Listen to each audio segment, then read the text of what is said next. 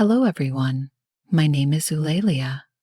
I am 78 years old, and one thing I know for certain is that time is a master that never asks for permission but leaves us with lessons no book can ever teach. Every line on my face tells a story. Every white strand in my hair has its own reason for being there. Youth slips by in an instant, and while we often believe we know it all, the truth is that only time reveals the real meaning of things. I remember clearly when I was young and saw the world as an endless field of possibilities where every choice felt like the right one, until time began to reveal true paths and the value of listening to the wisdom of others. When we are young, we rush to conquer the world, eager to do everything at once, not realizing that this very haste often leads us to our biggest mistakes.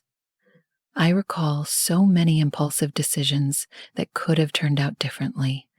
If only I'd paused to consider the advice of someone older. But youth comes with this illusion. They think they can handle anything, that they know best. This pride led me to numerous falls, yet those falls taught me more than any early success ever could. Over time, I came to see that genuine wisdom doesn't lie in quick answers or absolute certainties, but in the ability to learn from each misstep. Have you ever thought about how often you've dismissed the guidance of someone more experienced because you believed you had it all figured out? Time teaches in its own subtle way. It doesn't shout or demand, but instead slowly reveals the outcomes of our choices. Life has shown me that every stumble, every hardship has a purpose. These unseen scars are the marks of a life well lived, one that wasn't free of pain, but learned to draw lessons from each of those moments. And these lessons, my dear listener, are what I wish to share today. At 78, I look back and see how much I've learned, but also how often I acted too quickly. It's this realization that made me understand the importance of listening more and speaking less. Have you heard this saying that we have 2 ears and 1 mouth, so that we may listen twice as much as we speak? This has never been more meaningful to me than it is now. The wisdom I've gathered over the years has shown me that the greatest wealth we can possess is experience, and true experience only comes with time. Rushing ahead or trying to skip steps is pointless. Life follows its own rhythm, and each moment, each situation is there to teach us something valuable. When you're young, you crave quick answers and immediate outcomes. But age teaches us patience. It helps us see that the most important thing isn't how fast you reach your destination, but rather the lessons you gather along the way. So if I could offer one piece of advice to those listening, it would be this: don't hurry. Learn to value each moment and listen to those who've walked this path before you, as the answers you are searching for might lie in the words of someone who's experienced more than you know. I've often heard that life is built on connections, and at 78, I can say without a doubt that relationships are the foundation of our existence. When we're young, we think the world centers around us, that we control everything. But as time passes, we realize we are like boats on a vast sea of people, and it's the friends, loves, and family who truly shape the direction of our lives. Oh, how long it took me to understand that. Looking back, I see how many times I closed myself off to advice, how many wise words I ignored because I thought I knew better than those who tried to guide me. Today, I recognize that each encounter, each friendship, and even the loves that are no longer here left profound imprints and shaped who I am. Antonio, an old friend, once told me something I'll never forget. Eulalia, it's not about how many people you know, but about how many you truly listen to. At the time, I didn't grasp what he meant. I was surrounded by people, yet always in a rush to share my story, to voice my opinions, to make myself heard. I thought my views were the most important, my beliefs unshakable. How many times did I overlook those who genuinely wanted to help, those who had already faced the same struggles and challenges I was going through? It's amusing how, in our youth, we feel invincible, convinced that no one else understands what we're dealing with. Yet the reality is that past generations have experienced much of what we go through now. And knowing how to listen to these voices and these experiences can truly make a difference. Friendships, above all, teach us about empathy. When we're young, we're so focused on our own goals that we sometimes forget to look around and understand what others might be experiencing. But life, in essence, is a grand exchange. With time, I've come to realize that in moments of quiet, when we genuinely listen to others, we discover the most profound lessons. These lessons, my friend, don't come from books or social media, but from the stories people carry within them. Often, the answers to our questions lie in the experiences of others, but to hear them, we must learn to silence our own voices a bit. I remember once, in my youth, during a difficult period in my marriage, I felt lost and frustrated, and instead of seeking advice from those who had been through similar struggles, I withdrew, thinking no one could understand. Ugh. It was then that Donna Arema, an older neighbor, called me over to talk. She had been in a long marriage filled with challenges. That day, she told me something I've never forgotten. Eulalia, every relationship involves compromises. Sometimes you give in, sometimes the other person does. But what matters is that you're both willing to fight together. At that moment, her words didn't resonate with me.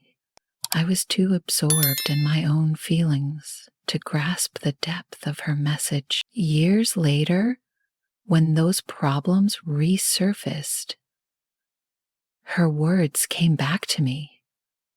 And it was then I realized the wisdom in her experience. Today, I understand that the relationships which teach us the most are those that test us, make us reconsider our beliefs, and most importantly, demonstrate the value of patience and understanding. Youth tends to be impatient, seeking quick outcomes and immediate answers, but relationships, much like wisdom, require quiet kindness.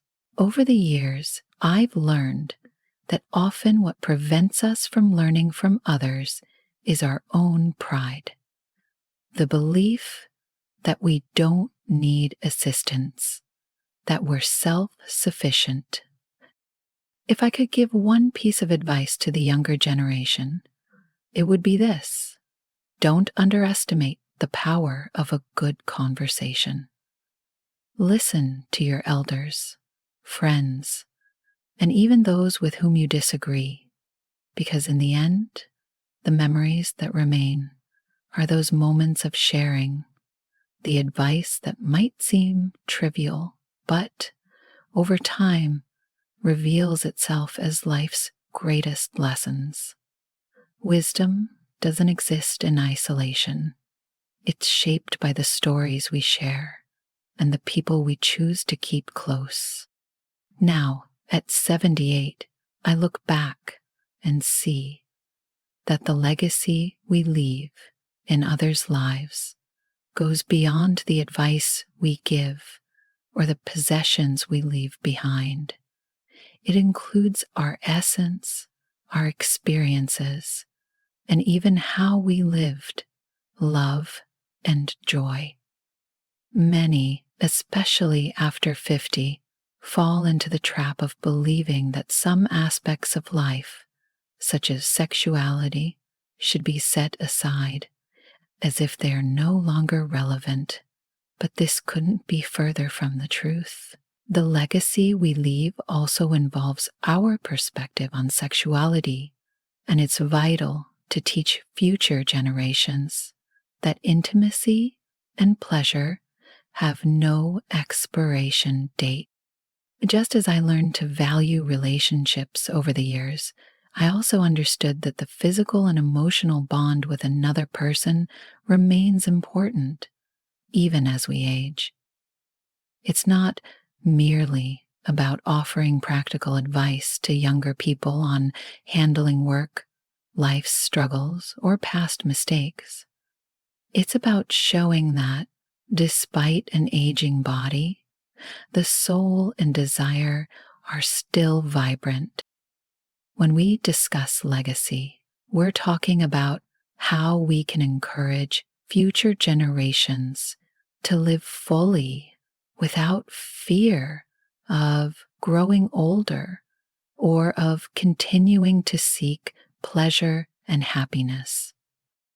The error many make is thinking that as they grow older, certain parts of life should be quieted or forgotten.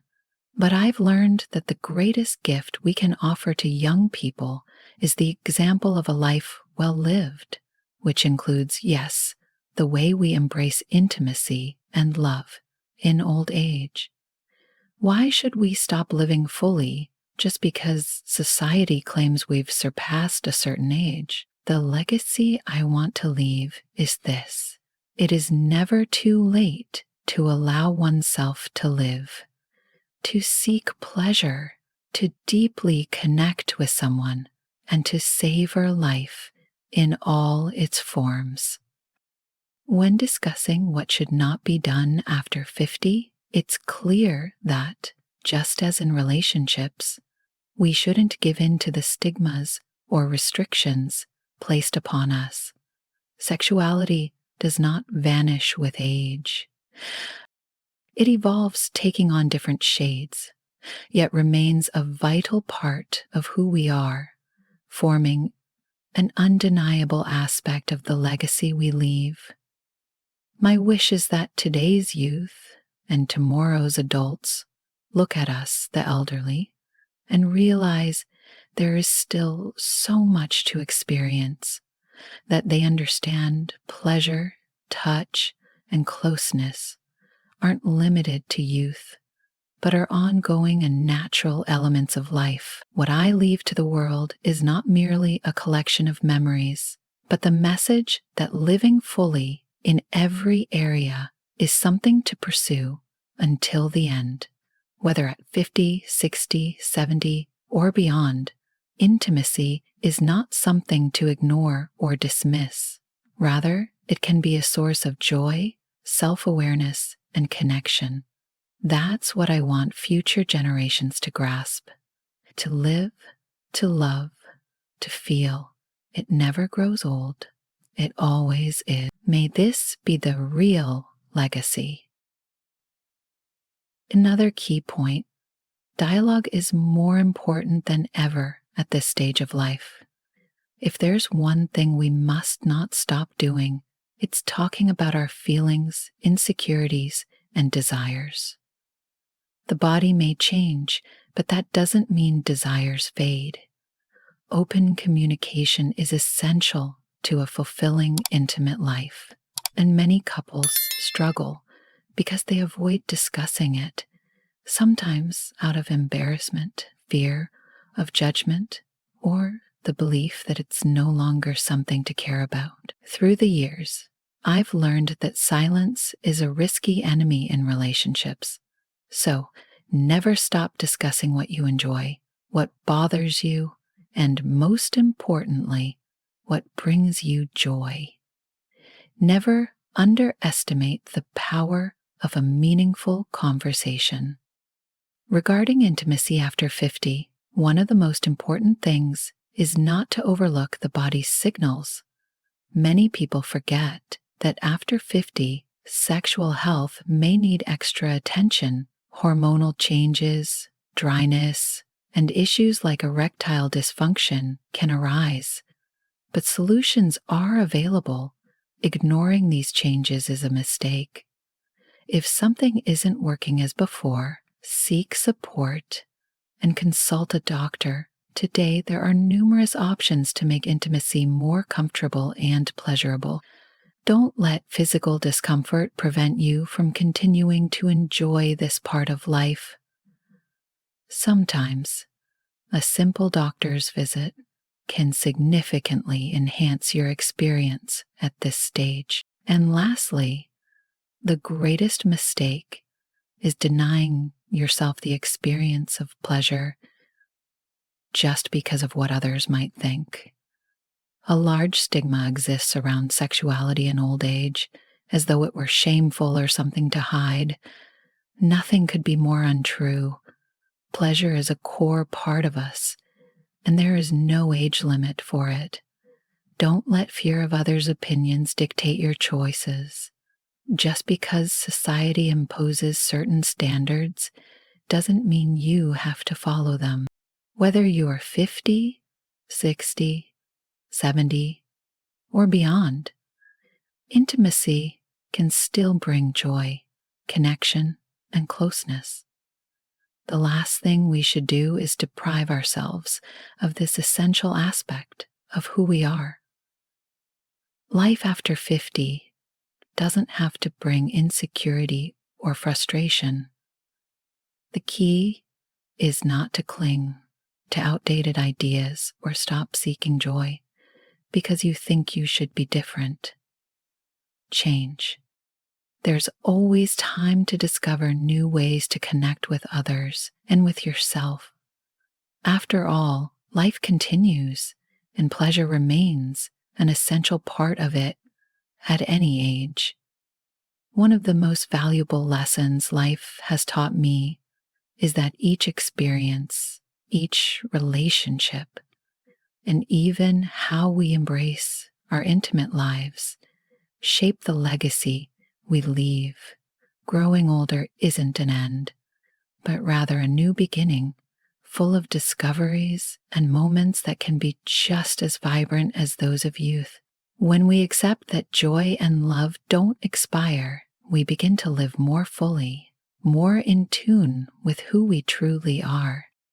Now, I want to hear from you. How do you envision your life in 10, 20, or 30 years?